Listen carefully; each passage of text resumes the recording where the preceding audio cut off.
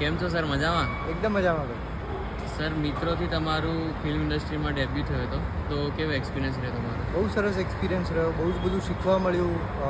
Hindi ઇન્ડસ્ટ્રીનું exposure મળ્યું.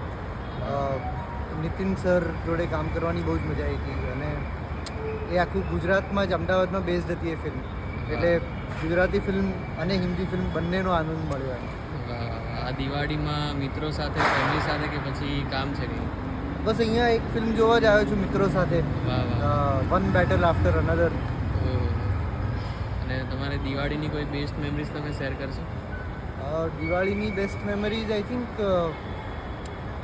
Mummy સાથે રંગોળી બનાવવાની જે મેમરી હોય એ મને યાદ છે. જ્યારે મિત્રો કે ફ્રેન્ડ્સ એમ કે ચલો દિવાળી પર કંઈક ટ્રીપ પર જઈએ, તો તમે સ્કીમ આપતા હોય? કેમ કે મને મિત્રો વધારે સ્કીમ આપતા હોય છે, કારણ કે હું જે ટ્રીપ અમુક જે કહેતો હોઉં છું એ થોડીક એવી હોય છે કે એમને એટલું એડવેન્ચર કરવામાં રસ નથી હોતો, એટલે હું તો નથી આપતો એટલી સ્કીમ.